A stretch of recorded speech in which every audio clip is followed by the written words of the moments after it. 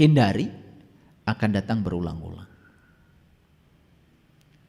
Percaya deh sama saya. Ya. Yang pertama saya ingin memberikan definisi orang bodoh dari versi para sufi. Yang pertama saya menyampaikan versinya Tabi'in Wahab bin Munabi.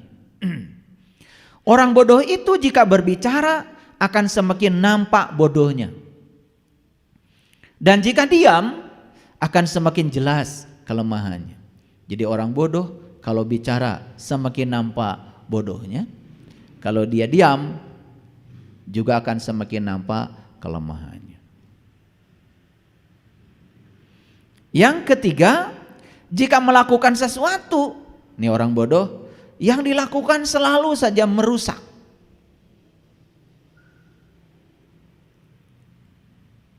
Makanya orang bodoh bahaya.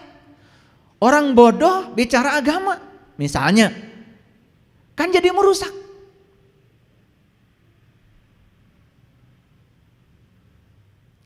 Jika dititipi sesuatu, maka akan mentelantarkannya. Ilmunya tidak menolongnya, sementara ilmu dari orang lain juga tidak berguna bagi dirinya, seperti sendok. Dia punya ilmu tidak menolongnya. Dan ilmu dari orang lain pun tidak berguna bagi dia, seperti sendok. Oke. Kalau begitu semakin jelas ya orang bodoh. Kalau begitu orang bodoh mungkin gak berilmu. Mungkin gak berilmu? Mungkin berilmu, tapi ilmunya sendiri tidak berguna. Nah sekarang saya kasih tahu, ilmu yang tidak berguna itu namanya ilmu apa? Ilmu hafalan.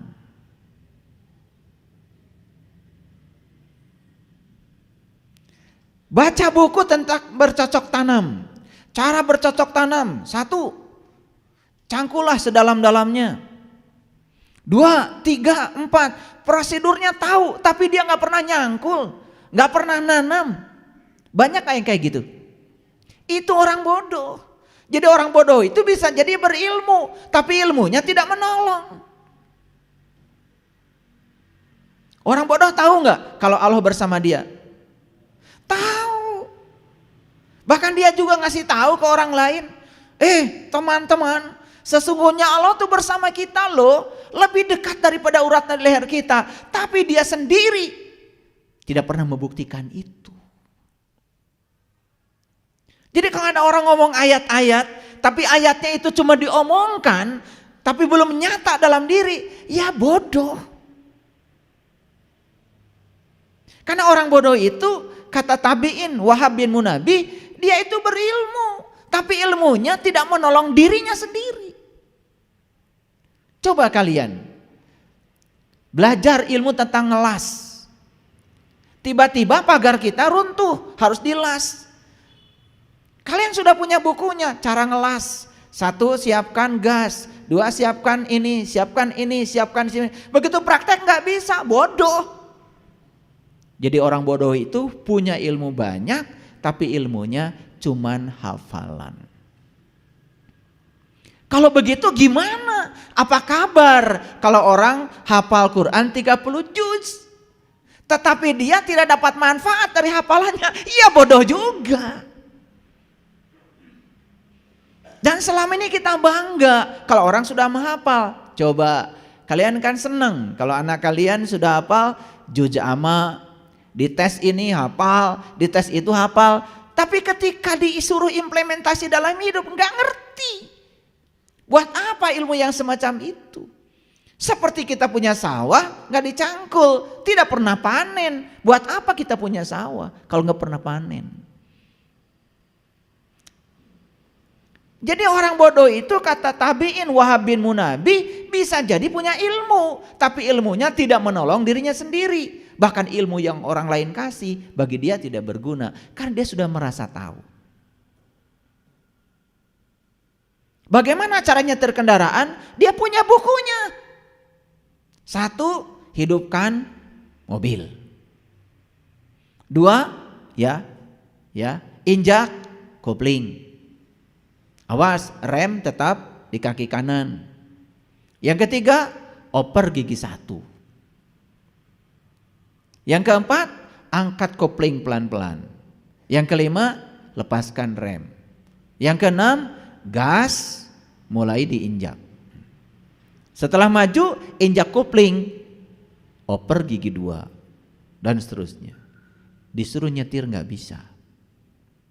Bodoh nggak? Bodoh. Tapi kalau disuruh cerita cara nyetir, lancarnya luar biasa. Tapi ilmunya tidak berguna. Gimana cara masak sayur lodeh? Siapkan kelapa 1 butir. Parutlah kelapa itu. Seduhlah dengan air hangat. Itu. Siapkan labu. Siapkan kacang panjang. Siapkan tempe. Siapkan brokoli dan lain sebagainya. Tapi giliran disuruh masak, nggak bisa. Bodoh. Kalau disuruh cerita surga, kayak udah masuk ke sana. Padahal belum pernah kemana-mana. Bodoh itu.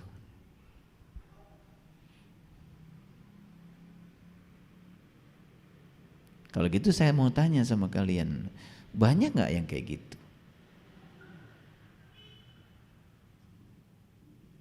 Banyak apa tidak?